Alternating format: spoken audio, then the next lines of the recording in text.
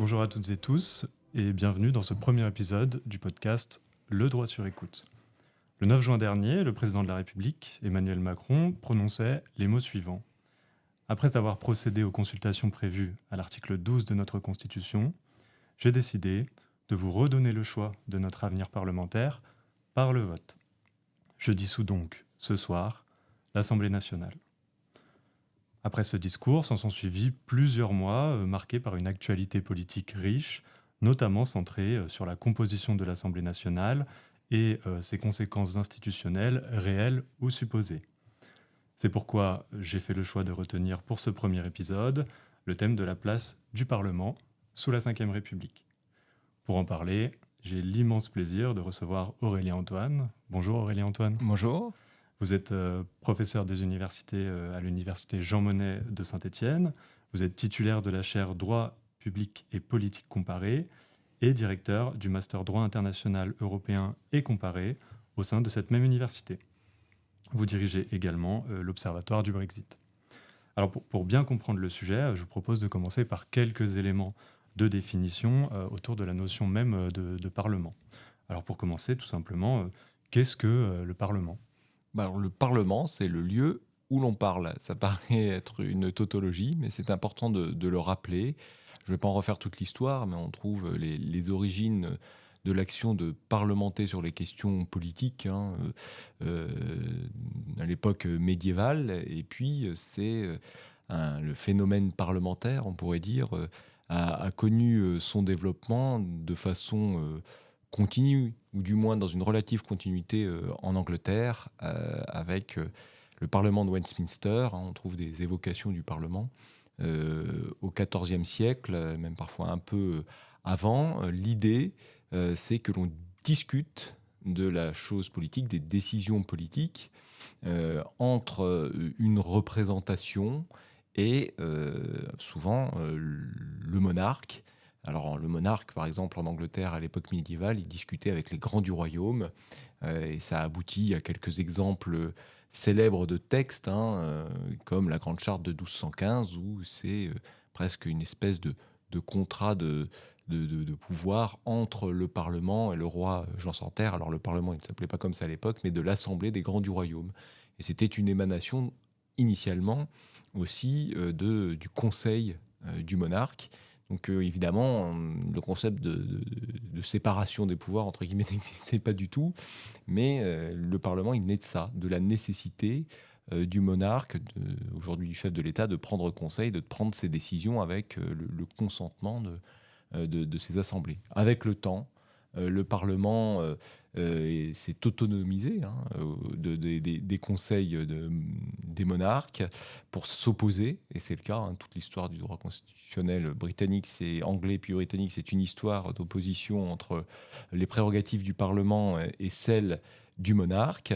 Et ce parlementarisme a fini par s'imposer. Et deux fonctions, celle que l'on connaît le plus, c'est celle de la fonction législative, mais il faut savoir que la fonction législative n'appartient pas qu'au Parlement. Par exemple, l'initiative des lois appartient concurremment au gouvernement et aux membres des assemblées, s'il y en a deux. Il peut y en avoir, dans l'absolu, un Parlement peut être composé d'une quantité astronomique d'assemblées. C'est le problème, il peut être monocaméral, il est souvent bicaméral. Et la conséquence, c'est donc que participation au processus législatif, proposition, surtout discussion, puis adoption. Puisqu'en France, par exemple, une loi ne peut pas être adoptée sans l'intervention du Parlement. Et puis, l'autre fonction qu'on oublie souvent, mais qui est sans doute la plus essentielle aujourd'hui, c'est la fonction de contrôle de l'exécutif, qui revêt plusieurs aspects sur lesquels nous reviendrons sans doute. Tout à fait, merci beaucoup pour cette réponse. Donc on a parlé déjà un petit peu des fonctions en fait du Parlement. À quoi sert-il de manière générale ? Est-ce que ce Parlement, comme on l'entend, il a une spécificité en France sous la Ve République ? Alors, c'est difficile de dire que tous les parlements sont spécifiques. C'est une question qu'on pourrait poser pour le Parlement allemand, qui aurait la spécificité liée au fédéralisme.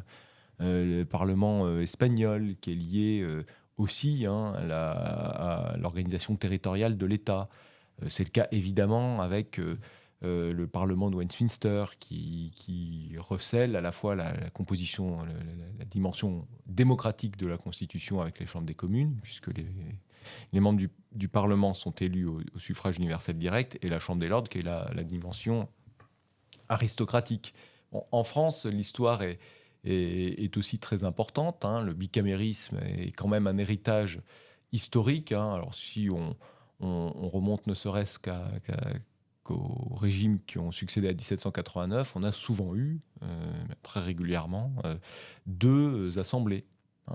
Le Conseil des 500, le Sénat, le Conseil des Anciens, la Chambre des Pairs, l'Assemblée nationale aujourd'hui, la Chambre des députés. Bon, il y a différentes appellations, mais on a très souvent eu un bicamérisme. Mais comme j'ai dit tout à l'heure, il peut être monocaméral, le Parlement, mais sous la Ve République, c'est le choix quand même d'une forme de continuité historique depuis 1789 où le bicamérisme domine largement. Donc le Sénat est l'héritier des chambres conservatrices, en fait, qui remontent par exemple à la Chambre des Pairs, qui se veut une chambre avec plus de distance sur le processus législatif, sur le contrôle, qui aujourd'hui a une fonction très claire de représentation, d'émanation des collectivités territoriales. Quant à l'Assemblée nationale, c'est la composante la plus démocratique, puisque c'est élu au suffrage universel direct, sachant que les sénateurs sont élus au suffrage universel indirect. Donc la spécificité, c'est quand même d'être très largement démocratique comme Parlement, plus par exemple que le Parlement britannique, puisque les pairs ne sont pas élus, par exemple, avec une connotation territoriale, mais qui n'est pas fédérale, comme en Allemagne. Et puis, que l'on peut enfin caractériser, mais c'est aussi souvent le cas dans d'autres régimes parlementaires, mais ce n'est pas toujours le cas, on a un bicaméralisme inégalitaire, c'est-à-dire que l'Assemblée nationale peut avoir le dernier mot par rapport au Sénat, dans le processus législatif.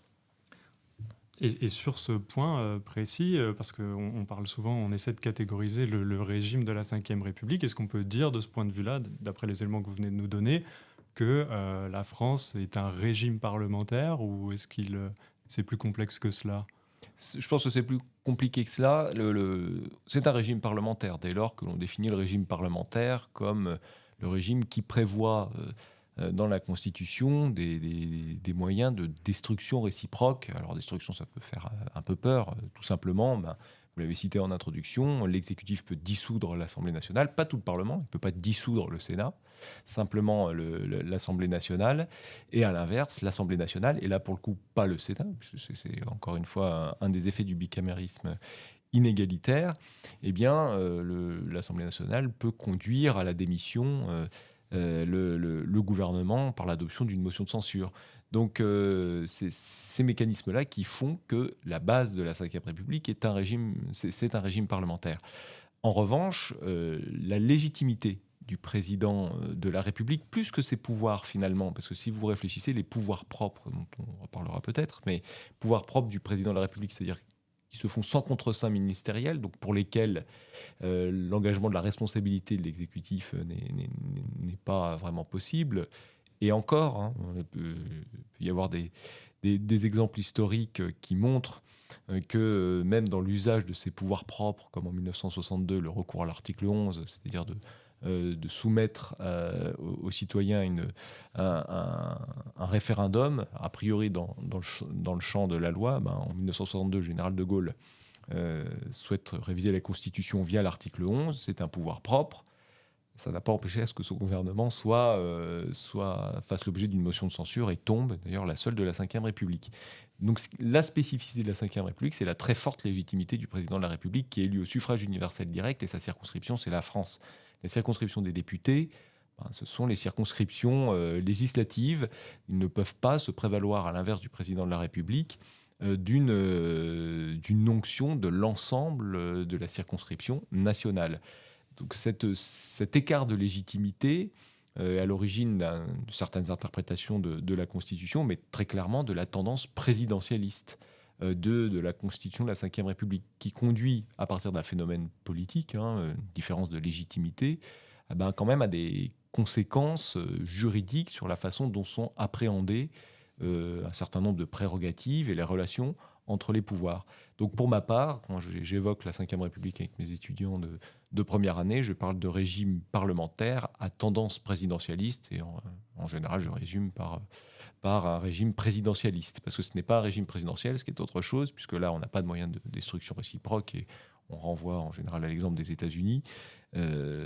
En revanche, sur le papier, au regard des pouvoirs et de cette forte légitimité, le président de la République française, sur le papier, pourrait faire penser à certains dirigeants presque autocratiques d'Amérique du Sud ou d'ailleurs. Effectivement, et vous parliez de cours que vous donniez aux premières années notamment, et j'imagine que vous devez aborder au cours de ces cours magistraux la notion qu'on entend souvent au sujet de la Ve République de parlementarisme rationalisé. Alors, à quoi fait référence cette expression et surtout peut-être en réaction à quoi a-t-elle été élaborée? Alors, c'est encore l'histoire qui nous explique la volonté de rationaliser le parlementarisme, donc de le rendre rationnel. C'est ça que ça voudrait dire, parce qu'avant, il ne l'aurait pas été. Et c'est vrai que sous les Troisième et Quatrième Républiques, ce qui était caractéristique, c'était l'instabilité gouvernementale.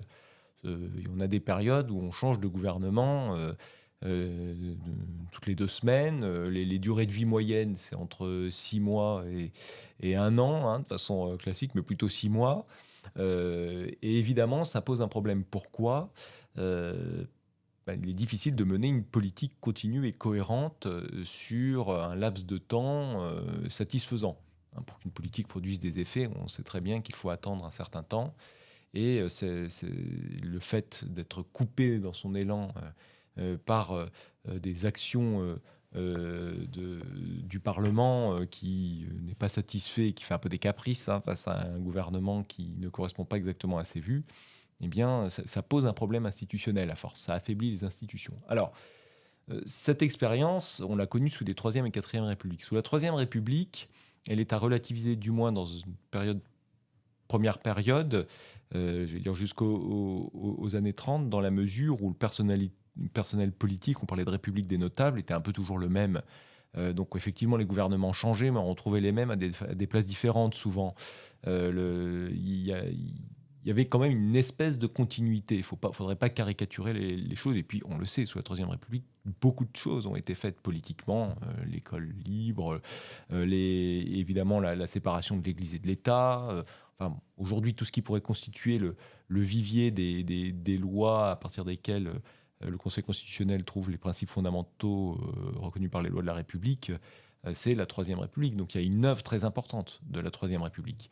Mais voilà, elle finit dans Vichy, avec l'arrivée de Vichy, et le général de Gaulle, qui est donc le père fondateur de la Ve République, a été traumatisé par la faiblesse de l'exécutif face à la débâcle du début de la Seconde Guerre mondiale. Et il y voyait un motif institutionnel d'instabilité qui a été très fort aussi dans les années 30. Mais encore une fois, cette vision-là est en partie vraie, mais elle est en partie inexacte. Encore en 1936, Léon Blum faisait de grandes réformes en peu de temps avec son Front populaire. Quant à la Quatrième République aussi, beaucoup d'instabilité qui n'a pas empêché la mauvaise réputation, la pauvre Quatrième République, mais elle a permis de faire beaucoup de choses aussi, d'initier la décolonisation, même si elle a fini par s'empêtrer et de ne pas pouvoir sortir de l'ornière des guerres de décolonisation, évidemment la guerre d'Algérie, mais c'est quand même l'adhésion aux communautés européennes, c'est la construction de l'Europe des droits de l'homme. Au niveau international, la Quatrième République a aussi fait beaucoup de choses, a engagé beaucoup de processus. On a aussi des réformes sociales majeures. Donc ça n'empêche pas de gouverner. Il ne faudrait pas croire que l'instabilité ministérielle soit systématiquement signe d'absence d'évolution, de politique impossible à mettre en œuvre. C'est un peu plus compliqué que ça, mais en revanche, effectivement, face à de grandes crises, de grands périls, d'avoir un exécutif faible peut poser problème. Voilà. Et c'est ce qui est arrivé sous la Troisième République, et c'est finalement ce qui est arrivé sous la Quatrième. Donc il a fallu rationaliser tout ça, éviter que les gouvernements tombent trop facilement. Parce qu'en principe, dans le parlementarisme, un gouvernement tombe quand il y a une opposition de fond très forte entre les parlementaires, et dans le cadre d'un parlementarisme démocratique, tous les parlementarismes ne sont pas démocratiques, encore une fois, ils ne sont pas forcément tous fondés sur le suffrage universel, direct ou indirect. Lorsque le Parlement qui a une légitimité populaire, s'oppose au gouvernement qu'il a un temps soutenu puis qui finit par ne plus soutenir, il faut retourner devant les électeurs. Mais bien souvent, que ce soit la Troisième ou la Quatrième République, la Troisième parce que on a une espèce de pratique politique qui s'est imposée avec la Constitution Grévy du nom d'un ancien président de la République qui a dit en gros, je n'utiliserai plus la dissolution. Je ne m'opposerai plus à la volonté nationale. Donc il mettait fin au régime parlementaire, en fait. Donc il n'y avait plus l'équilibre. Quant à la Quatrième République, les conditions pour mobiliser la dissolution étaient très difficiles à réunir. Par la suite, ça a été réformé, mais ça a été aussi difficile à mettre en place. Et puis les parlementaires, effectivement, faisaient des arrangements politiciens pour éviter d'être mis en cause, mais en ayant toujours la capacité de faire tomber le gouvernement.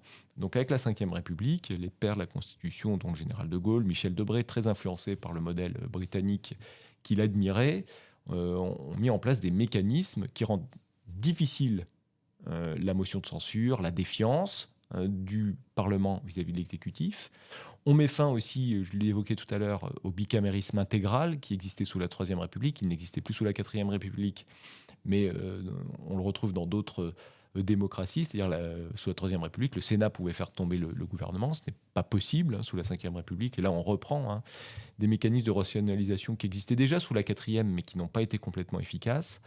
Et puis, on assume que le président de la République ait des pouvoirs propres, c'est-à-dire qui ne sont pas contresignés par le Premier ministre et qui peuvent être exercés en toute liberté. Et cela s'accompagne aussi de prérogatives au profit du gouvernement dans le débat législatif qui sont notables et qui, si on les cumule, peuvent avoir une efficacité assez redoutable. On l'a vu récemment avec la réforme des retraites. Oui, merci beaucoup. Il est extrêmement intéressant de s'attarder sur ces éléments-là parce qu'on comprend bien que la Ve République, elle est aussi issue d'une histoire constitutionnelle et qu'en fait, elle en a retenu d'une certaine façon les leçons. En tout cas, elle a essayé de mettre en place des mécanismes pour contrer les difficultés qu'elle avait pu rencontrer précédemment. Alors, on va parler un petit peu plus précisément de chacune des chambres qui composent le Parlement, d'un point de vue purement structurel, comment sont composées, même si on en a déjà un peu parlé, l'Assemblée nationale et le Sénat. Alors, l'Assemblée nationale comprend 577 députés élus dans le cadre de circonscriptions qui font l'objet d'un découpage savant qui parfois a été un peu manipulé pour avantager le parti au pouvoir. Ces députés sont élus donc au suffrage universel direct. Alors, on a des circonscriptions évidemment dans toute la France, dans les départements et régions d'outre-mer, et puis également des députés de Français à l'étranger. Quant aux sénateurs, ils sont 348 actuellement. Ils sont élus au suffrage universel indirect par des grands électeurs. Et ce mode d'élection, pour faire simple, conduit à une surreprésentation à la fois de la ruralité, ce qui explique que le Sénat reste une chambre très largement dominée par une tendance conservatrice, donc on dirait de droite. Il a fallu attendre 2011 pour qu'on ait une majorité de gauche au Sénat qui n'a pas tenu bien longtemps. Il faut savoir qu'ils sont renouvelés périodiquement tous les 3 ans. Les députés sont élus pour 5 ans, les sénateurs pour 6 ans. Voilà. Donc bon, sur le point du bicamérisme égalitaire, on en a parlé, on a bien compris que cette expression venait de l'inégalité des pouvoirs entre les différentes chambres par rapport à l'exécutif. Et on a aussi beaucoup parlé des questions de majorité récemment. Le but de ce podcast, c'est aussi de parler un petit peu de l'actualité. Alors, purement mathématique, quelle est la différence entre une majorité absolue et une majorité relative ? La majorité absolue, c'est la moitié plus 1. Voilà. Et la majorité relative, c'est qu'effectivement...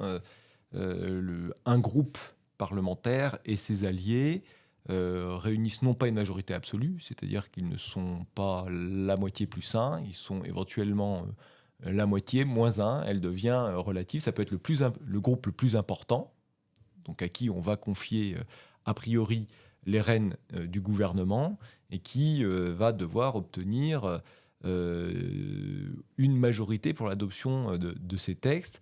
Alors, pour la Ve République et son parlementarisme, cette distinction est importante, puisque pour les mécanismes de mise en jeu de la responsabilité, il faut une majorité absolue clairement exprimée,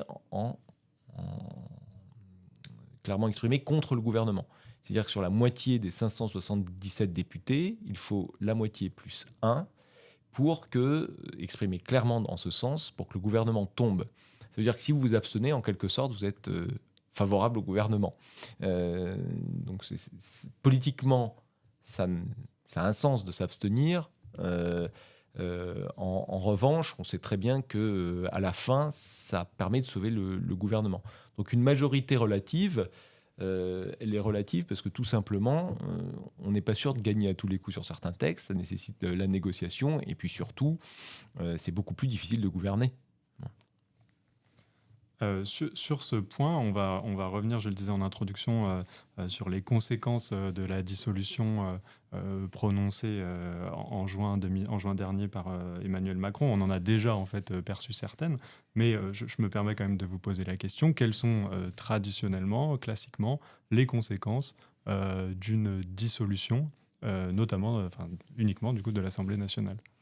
Alors, quelles sont les conséquences d'une dissolution ? C'est qu'on renvoie les députés devant les électeurs. Alors, ils n'aiment pas tellement ça, parce que ça veut dire que potentiellement, ils perdent leur siège. Donc, quelques mots quand même sur cette dissolution. Donc, c'est l'article 12 de la Constitution, vous l'avez rappelé. C'est un pouvoir propre du président de la République, je l'ai mentionné. C'est-à-dire qu'il choisit seul de pouvoir dissoudre. Il n'a pas besoin de contre-seing. Il n'y a pas de contrôle sur le fond de la décision, c'est-à-dire qu'on n'a pas cherché les motivations du président de la République. D'ailleurs, je crois savoir qu'on a un peu de mal à comprendre globalement les motivations profondes de la dissolution du mois de juin. Mais il y a quand même une procédure. Et ça, c'est important. Je sais qu'en France, on est très attaché au fond du droit. Il faudrait accorder plus d'importance aux éléments procéduraux parce qu'ils peuvent potentiellement aboutir à un contrôle du juge beaucoup plus facilement que le fond. Par exemple, là, on en a un cas topique. Aussi bien un juge ne pourrait pas se permettre de contrôler les motivations politiques d'une dissolution. Il s'immiscerait dans le rôle du chef de l'État, et ce qui porterait atteinte à une forme d'équilibre des pouvoirs, Alors, sans parler vraiment de séparation des pouvoirs, qui en fait est une expression qui n'est pas très rigoureuse. Enfin, vous avez un self-restraint du juge, il ne peut pas faire de politique, sinon ce n'est plus un juge, il doit juger en droit. Bon. En revanche, la procédure, c'est des éléments juridiques, c'est des faits concrets. Alors parfois, c'est un peu aride, la procédure en droit. On pense à la procédure civile, la procédure administrative, ce n'est pas forcément toujours ce qu'il y a de plus stimulant en apparence, mais en fait, c'est sans doute ce qu'il y a de plus essentiel, parce qu'il faut passer par des aspects institutionnels, des délais, etc., qui sont facilement vérifiables, facilement contrôlables, et sont, j'allais dire, du droit assez compliqué parfois, mais qui peut faire l'objet de contrôle. Donc, pour l'article 12, il faut consulter. Donc, il y a des consultations qui sont très claires, le Premier ministre et les présidents des deux assemblées, Assemblée nationale et Sénat.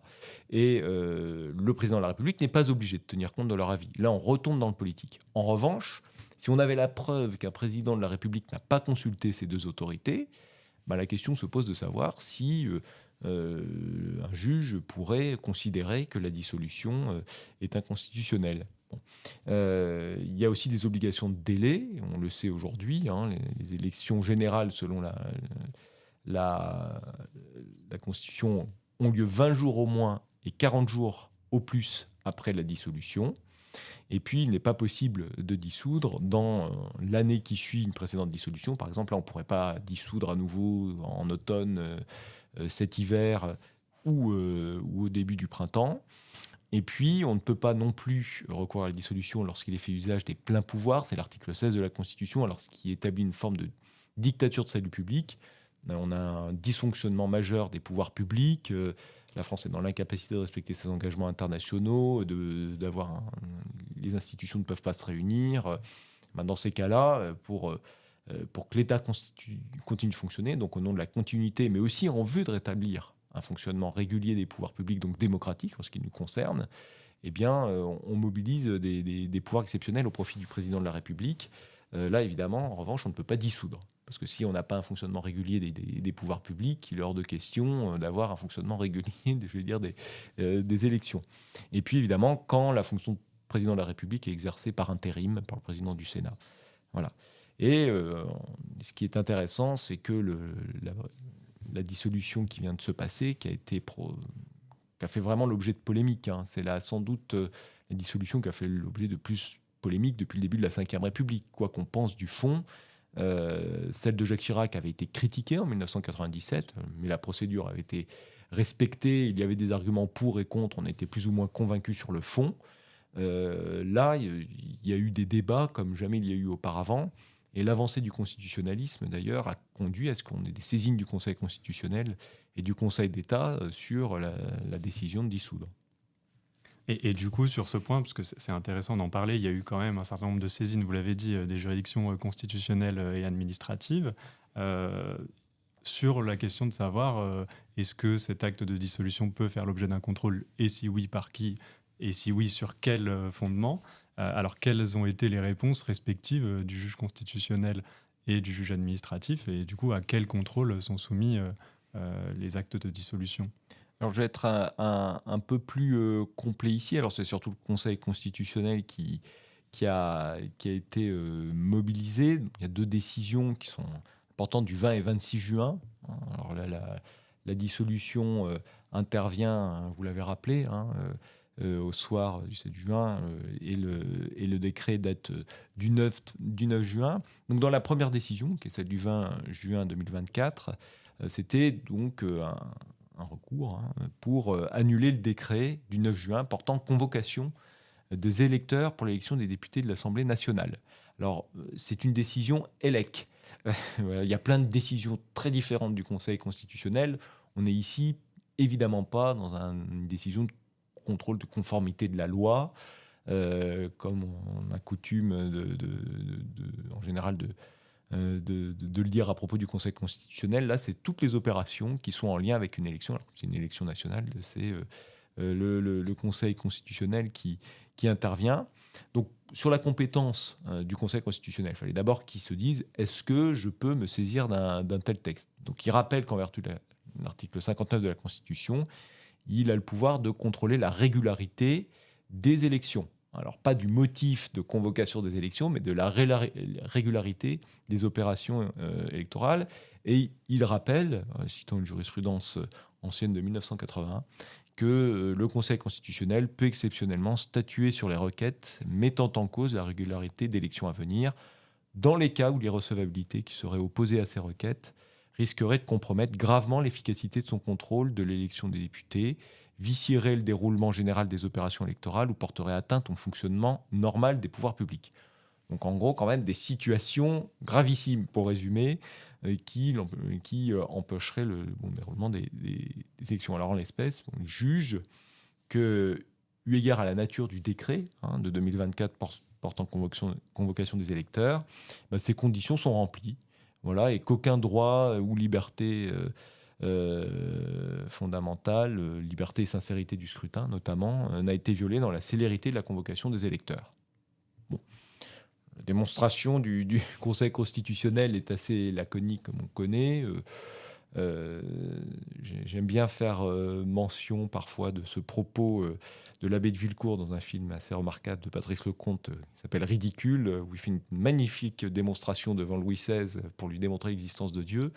Mais il est tellement sophiste qu'à la fin, il dit à Louis XVI « J'aurais très bien pu vous démontrer le contraire s'il plaisait à Sa Majesté ». Bon, ce qui est un peu gênant pour celui qui, encore à l'époque, se considérait comme représentant de Dieu sur Terre.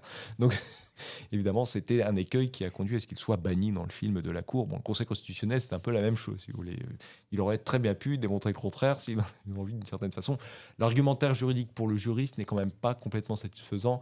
Après, ce qu'il aurait pu faire autrement, bon, il aurait été accusé de gouvernement des juges, d'avoir jugé à travers les risques pour les élections, et notamment la célérité des opérations, d'avoir fait prévaloir peut-être des opinions politiques pour empêcher la dissolution. Ça aurait été un précédent compliqué à assumer, hein. C'est quand même, comme je vous l'ai dit, un pouvoir propre, très politisé. Il y a des éléments procéduraux, mais qui sont quand même très légers. Donc, faut quand même préciser que pour le Conseil constitutionnel, c'était très difficile de dire autre chose. Alors, il y avait quand même une question de délai. Sans entrer dans les détails, le jour du premier tour, le 30 juin, n'aurait pas respecté, selon le requérant, les délais imposés par la Constitution, à l'article 12 que j'ai cité, qui prévoit au moins 20 jours, notamment pour plusieurs territoires d'outre-mer, avec les décalages horaires, etc. Et donc, il y a eu pas mal de débats sur le point de savoir quel était le point de départ à prendre en compte, soit l'allocution du président de la République annonçant les propos que vous avez cités, la dissolution, le décret de dissolution, le décret de convocation des électeurs, la date de la signature du décret de dissolution, la date de publication du décret qui est intervenu un jour après la signature. Bon, il y a eu tout un débat. Est-ce qu'il faut compter des jours francs et les jours non francs? Donc là, ce qui est très intéressant, c'est qu'on voit à quel point le juriste peut aller loin. On a l'impression que la question est simple. Mais en fait, il y a des tas de considérations qui sont à prendre en compte pour savoir si finalement les délais ont été respectés pour que la procédure de convocation des électeurs soit constitutionnelle et légale. Et parfois, on a des contradictions dans ce que précise la Constitution et les textes d'application. Donc ces questionnements se cumulent. La loi impose, par exemple, des exigences en matière de dépôt de liste. Et là, qui n'était pas conforme au délai très court qui découlait de la convocation des électeurs le 9 juin. Donc le Conseil constitutionnel répond, c'est la date de signature du décret qui doit être prise en compte, donc le 9 juin. Les délais sont respectés pour lui, si on calcule effectivement, les délais sont respectés. Par ailleurs, en cas de contrariété entre la Constitution et des dispositions légales, comme ce que je vous ai présenté à propos du dépôt de liste, et ben là, la Constitution prime. Bon, ça paraît assez logique.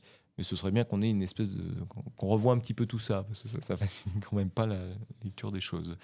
Puis dans la seconde décision, donc du 26 juin 2024, qui porte sur le même décret, toujours, mais aussi sur le décret de dissolution, ce qui est intéressant.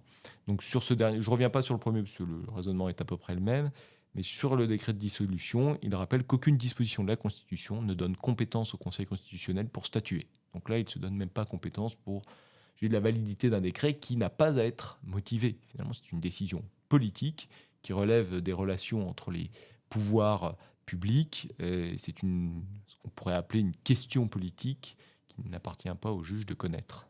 Voilà. Très bien. Alors sur ce point, le président de la République, j'ai repris le discours qu'il avait prononcé à ce moment-là et j'ai essayé de comprendre ce que vous disiez tout à l'heure, que les motifs de sa dissolution n'étaient pas les plus clairs et elle avait fait couler beaucoup d'encre. Alors il disait, je reprends ces mots, hein, la France a besoin d'une majorité claire pour agir dans la sérénité et la concorde. Bon, force est de constater que lorsque l'on enregistre ce podcast, la concorde semble loin d'être atteinte. Et on a d'ailleurs parlé, pour qualifier l'Assemblée nationale, on a employé le terme d'ingouvernable. C'est souvent le cas, et ça a été très utilisé ces derniers mois. Est-ce que l'utilisation de ce terme au regard du résultat des élections législatives vous semble justifiée ? Je ne sais pas ce que c'est qu'une Assemblée nationale ingouvernable. Dans ma conception du parlementarisme, le gouvernement ne gouverne pas, ou l'exécutif ne gouverne pas l'Assemblée nationale. D'ailleurs, l'expression reflète peut-être justement à quel point nous avons intériorisé le primat de l'exécutif, qui ferait que le Parlement et l'Assemblée nationale tout particulièrement seraient complètement soumis et donc devraient être gouvernés.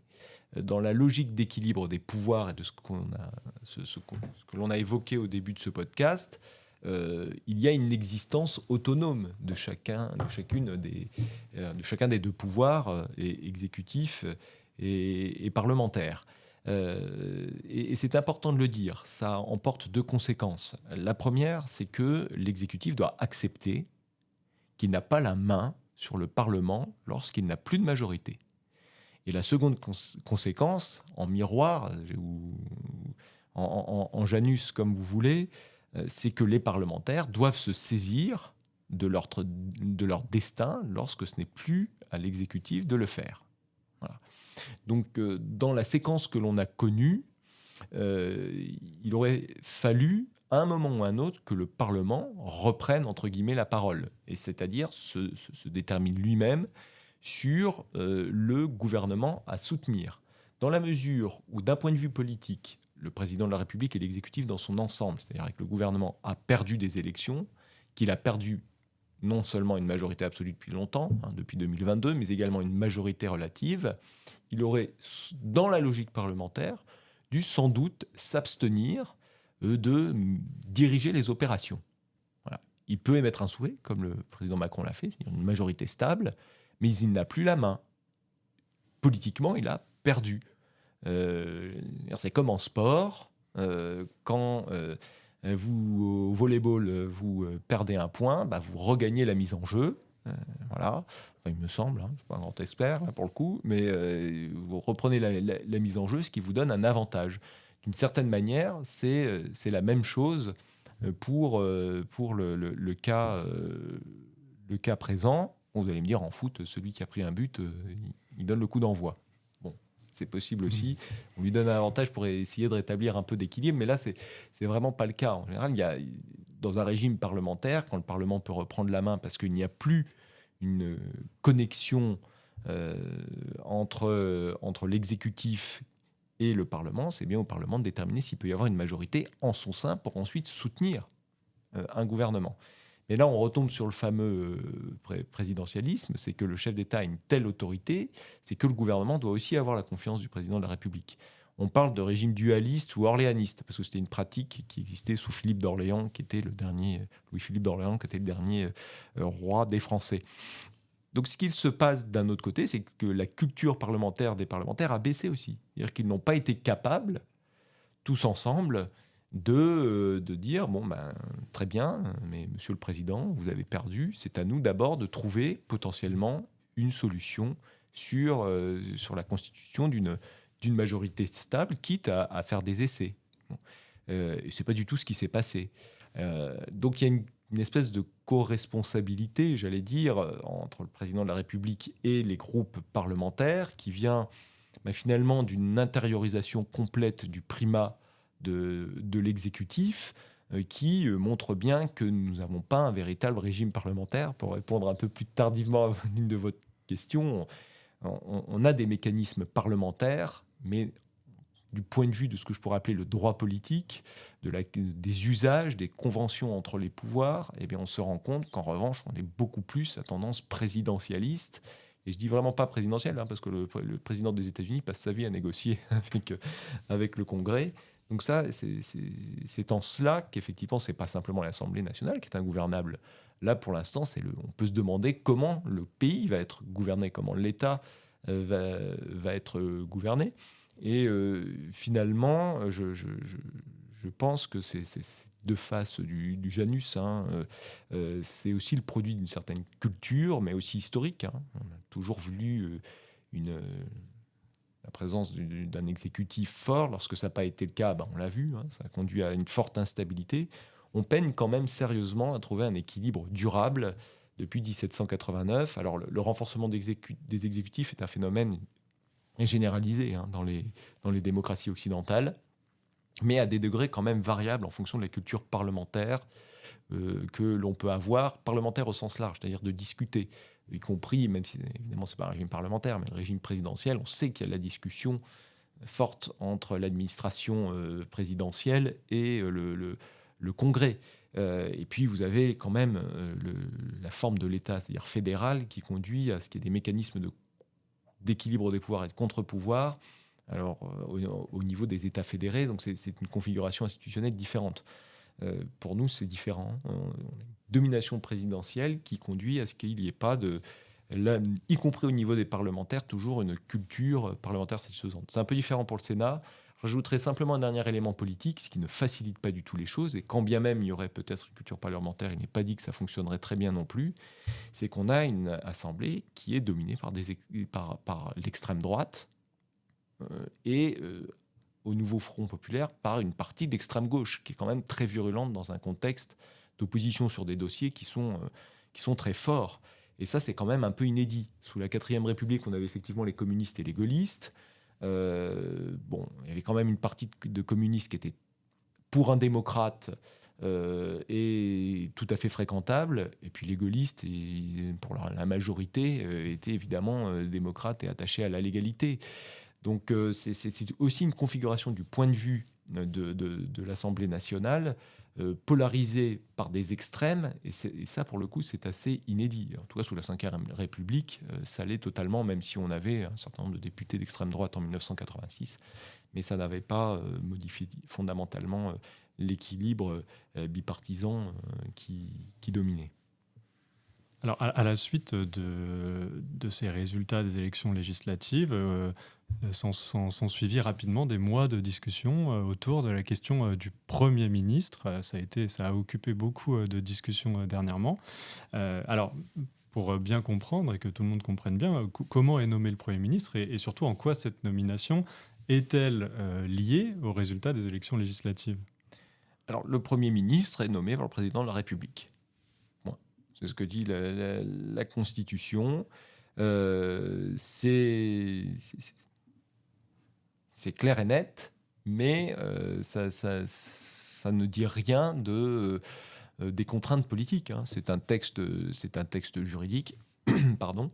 Il est ce qu'il est. Le droit ne peut pas tout dire. Ce qui est intéressant, c'est qu'on a eu beaucoup d'écrits de constitutionnalistes pendant ces dernières semaines, selon les lectures et les interprétations que l'on peut faire du texte. Et bien sûr, en bons juristes que nous sommes, nous avons tous éventuellement notre solution. La Constitution aurait mieux fait de dire cela. On a évoqué aussi des évolutions du mode de scrutin en reparlant de la proportionnelle, qui aurait pu potentiellement régler des problèmes. Alors, il y a eu des discussions, des régler des problèmes sur le fait de trouver des majorités en modifiant certains aspects de la constitution du régime électoral, sur le fait d'avoir une meilleure connexion entre les institutions et les citoyens. Bon, tout le monde y est allé de sa proposition juridique, mais au bout d'un moment, et ça c'est plutôt spécialiste d'une constitution qui n'est pas formalisée dans un seul document, celle du Royaume-Uni, le texte, parfois, apporte plus de difficultés que de solutions. S'il est mal écrit, c'est une catastrophe. Tous les juristes le savent. L'opinion, d'ailleurs, sur la rédaction de la Constitution de la Ve République par de grands juristes comme René Capitan était assez négative. Ils ne trouvaient pas cela très bien rédigé. Donc, il faut se méfier de la solution textuelle qui tient à notre tradition romano-civiliste, de voir gravé dans le marbre le droit et pour apporter une certaine forme de sécurité juridique. Mais je ne suis pas du tout convaincu de cela, et encore moins dans les relations institutionnelles. Donc, on pourrait rajouter des précisions, mais non, on n'a pas beaucoup de clarté sur la nomination du Premier ministre. Est-ce qu'on peut imposer un nom au président de la République ? Non. Et c'est la pratique institutionnelle qui s'est imposée aussi avec la cohabitation. Il y avait deux solutions pour François Mitterrand en 1986. La date de la première cohabitation, c'était soit de démissionner, parce qu'il estimait qu'il avait été victime d'un désaveu, ce qu'aurait certainement fait le général de Gaulle, ce qui, d'ailleurs, sous le général de Gaulle, on aurait pu penser que la pratique politique devait emporter forcément une démission dans le cas d'un tel désaveu, la légitimité des parlementaires étant plus récente que celle du président de la République, qui à l'époque était élu pour 7 ans.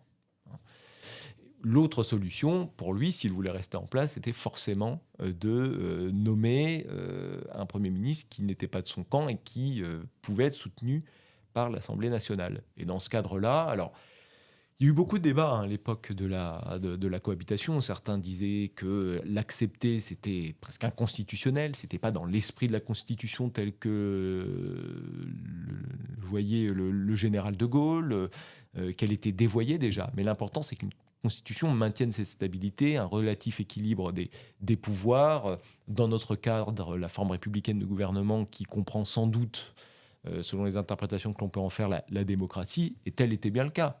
Voilà.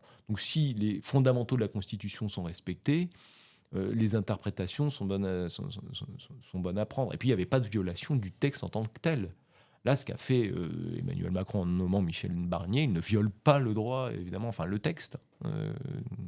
Après, il peut y avoir une perception politique qui peut être différente. Voilà. Et une perception effective peut-être aussi de pratique d'usage politique qui peut être interrogée, puisqu'on est certes dans une situation inédite, mais les choses dont cela s'est fait très clairement, ça aurait été sans doute différent dans un parlementarisme plus mature.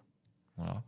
Et ça n'aurait certainement pas abouti à une composition de gouvernement de la sorte. Parce que le bilan est parce que si on prend les ministres de plein exercice, c'est-à-dire les 17, il y en a quand même 10 qui sont de l'ancienne majorité présidentielle et 7 des Républicains.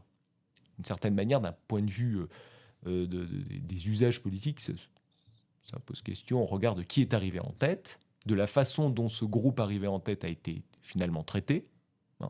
Il a été mis sur un pied d'égalité avec les autres groupes qui ne sont pas arrivés en tête. Or, si on prend une démocratie parlementaire comme celle du Royaume-Uni, alors le monarque, qui n'a pas vraiment son mot à dire, a quand même un peu un rôle là-dedans. C'est-à-dire que face à une absence de majorité, il va alors d'abord il va regarder qui est arrivé en tête et va demander est-ce que vous êtes capable de former une majorité.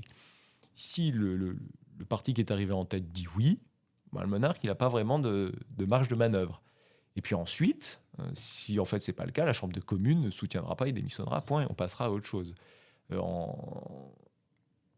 Le monarque peut quand même insister pour dire je veux avoir la certitude que que vous avez une vraie majorité, éventuellement un accord de coalition, pour que je sois certain que ce soit stable. Je ne suis pas certain de ce qu'aurait dit Charles III, par exemple, face à la possibilité de nommer Madame Castet, par exemple. Bon. Mais certainement que dans la mesure où c'était le parti arrivé en tête, que ce groupement, cette coalition électorale a dit qu'elle serait en capacité d'obtenir des majorités, dans l'absolu, il était tout à fait envisageable de nommer Madame Castet dans un premier temps. Voilà. Quitte à assumer qu'il puisse y avoir immédiatement après une censure. Et quel est le problème d'ailleurs ? Est-ce que si c'est si problématique que dans un régime parlementaire, il y ait une motion de censure ? En fait, je ne crois pas. Si les textes le prévoient, et c'est une des bases du régime parlementaire, il faut accepter de prendre ce risque. Quel est le problème ? Parce que si on étend la logique, Madame Castet est censurée, ce qui serait sans doute arrivé, et on aurait de nouveau consulté, mais certainement pas dans le même état d'esprit. C'est-à-dire qu'à gauche, on n'aurait plus avancé, on n'aurait pas pu avancer l'argument l'action du président de la République n'est pas démocratique, ne respecte pas le résultat de l'élection. D'une certaine manière, le président de la République se serait protégé en laissant assumer la censure par le Parlement et pas par lui, qui a décidé de faire ses propres arbitrages en fonction de majorités supputées, certaines ou incertaines. Là, déjà, on aurait eu du parlementarisme qui se serait mis en action. Voilà. Et ensuite, il y aurait eu de nouvelles consultations et on aurait peut-être pu aboutir à exactement le même type de gouvernement. Mais le processus politique et la mise en œuvre des mécanismes parlementaires que j'évoquais dans les circonstances d'une nomination initiale de Madame Castet aurait rendu le processus, du point de vue du parlementarisme, sans doute plus acceptable et du même coup démocratique. Même si le résultat, encore une fois, aurait pu être tout à fait le même. C'est-à-dire Michel Barnier avec une majorité de ministres de droite. Mais là, encore une fois, pour terminer sur cette circonstance, donc, quand on se trouve sur la nomination du Premier ministre, je suis à peu près persuadé que Michel Barnier a sans doute présenté une première équipe beaucoup plus à droite. Mais regardez l'Assemblée, elle est très très à droite. Voilà. Alors certes, on a un groupe leader dont on pouvait penser qu'effectivement, en plus, ils disent essayez d'obtenir une majorité, vous êtes arrivé en premier, on va voir. Il se plante, excusez-moi l'expression, une motion de censure. On reprend la réalité, une majorité très à droite, et qui a plus de chances d'obtenir au moins l'abstention de l'extrême droite pour pouvoir gouverner. On retombe dans l'histoire de la majorité relative. Voilà. Mais le problème, c'est quand on regarde la composition du gouvernement par rapport aux principaux ministres, finalement, on n'a pas un gouvernement aussi à droite que le Parlement, d'une certaine manière. Donc, c'est plein de contradictions et de subtilités. Je ne dis pas que la situation est facile, puis vu d'extérieur, ça paraît toujours plus simple. Mais encore une fois, au regard de cette configuration politique, ce que je veux surtout dire, c'est que les modalités de nomination telles qu'elles sont prévues par la Constitution qu'elle soit évasive, ça n'aurait rien changé. Qu'elle soit plus précise, ça n'aurait rien changé. Qu'elle soit évasive, ça n'a pas ajouté, je vais dire, du malheur à cette situation. Le blocage dans lequel on se trouve, il est de nature politique et le droit ne peut pas régler tous les aspects, toutes les spécificités qui peuvent résulter d'une circonstance politique.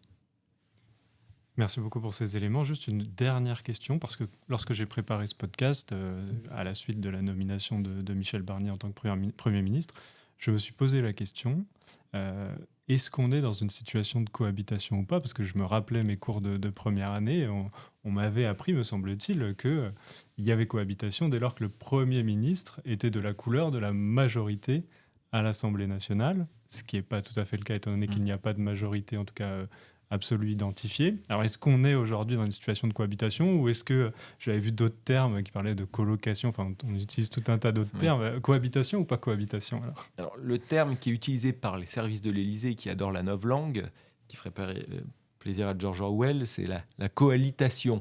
Voilà. Où on a eu un peu plus tard, parce que c'était vraiment un barbarisme absolument atroce, d'existence constructive, je ne sais plus, enfin je me souviens même plus, de toute façon tout ça n'est pas très important, mais c'est effectivement pas une cohabitation. La cohabitation, c'est simple, c'est quand le président de la République émane d'un camp politique et que celui qui est majoritaire à l'Assemblée nationale est de la couleur opposée. Voilà. Sauf que il y a plusieurs difficultés, c'est-à-dire qu'on ne sait pas quelle est d'abord la couleur de l'Assemblée nationale majoritairement, qu'on ne sait pas vraiment quelle est la couleur du président de la République, et que le gouvernement actuel, on ne sait pas non plus, alors il est de droite, je pense qu'on peut difficilement dire le contraire, mais comme je vous l'ai dit, il y a 10 membres de partis proches du camp présidentiel, donc on n'a plus vraiment de frontières, c'est-à-dire que je ne sais pas si on est toujours dans l'éclatement des frontières qu'a voulu justement Emmanuel Macron en 2017, mais en tout cas on a l'impression plutôt d'avoir effectivement fait un peu voler en éclats les anciennes distinctions, tout en ayant ce qui a surtout favorisé la poussée des extrêmes, plutôt que la reconstitution de blocs clairement identifiés et structurés. Moi, je crois quand même beaucoup à la structuration de la vie politique et des idées politiques autour de deux grands blocs. Voilà. Alors non pas que je suis un adepte du manichéisme, bien au contraire, mais justement l'idée de deux grands blocs, contrairement à ce que l'on pense, dans un vrai régime parlementaire, conduit beaucoup à la discussion, parce que tout simplement, le bloc opposé, et si l'autre bloc échoue dans sa politique, c'est celui qui va prendre le pouvoir. Donc il peut pas être dans une logique d'obstruction et d'opposition systématique, parce qu'il sait que potentiellement il est aux portes de pouvoir très rapidement et qu'il doit prendre les réalités concrètes du pouvoir du jour au lendemain si ça se passe mal pour celui qui est au pouvoir. Ça, c'est vraiment un élément important du parlementarisme. Et si vous regardez par exemple ce qui se passe, ça se manifeste dans des grandes démocraties parlementaires comme l'Allemagne et comme le Royaume-Uni. Alors en Allemagne, on a culture de la coalition, avec là aussi quand même une forme de contrepoids au niveau du fédéralisme, même s'il n'est pas aussi puissant qu'aux États-Unis, mais on a une culture de la coalition, donc de la discussion. Alors vous allez me dire, du coup, il n'y a pas de grands blocs. Ben si, en fait, il y a quand même une structuration de la vie politique autour du conservatisme allemand, chrétien-démocrate, et autour de des sociodémocrates. Et ensuite, tout cela peut travailler ensemble, mais on a quand même très clairement deux courants idéologiques identifiés. Je ne parle même pas du Royaume-Uni, où on a le Parti travailliste et le Parti conservateur. Et contrairement à ce que l'on pense, même si les bancs se font front, on n'a pas d'hémicycle dans le système de Westminster, eh bien, on a finalement pas mal de négociations, de discussions, et on n'est pas dans l'opposition systématique sous prétexte que c'est votre adversaire qui dit quelque chose. Si c'est censé, on admettra que ça puisse l'être. Voilà. Donc ça, c'est quelque chose qu'on ne retrouve pas forcément dans le cas français. Donc aujourd'hui, il est impossible de dire dans quelle situation on n'est pas en cohabitation. S'il y en a qui considèrent qu'Emmanuel Macron est à droite et qu'il a fait le jeu de l'extrême droite politiquement, peut-être qu'ils considèrent que finalement on est en période de concordance de majorité. Mais bon, c'est quand même difficile à soutenir. Ce qui est certain, c'est qu'au regard du programme politique depuis quelques années, du résultat qui en ressort, on a une droitisation très nette de la vie politique. Le gouvernement en est un reflet, l'Assemblée nationale en est un reflet, et finalement, le gouvernement qui en ressort n'est pas si étonnant que cela. Là où il est plus étonnant, c'est qu'encore une fois, sur les 17 ministres de plein exercice, on retrouve quand même la majorité présidentielle très largement représentée, alors qu'elle a perdu. Et que les LR ont fait encore un score encore plus médiocre en 2022, et qui se retrouvent quand même très présents aussi.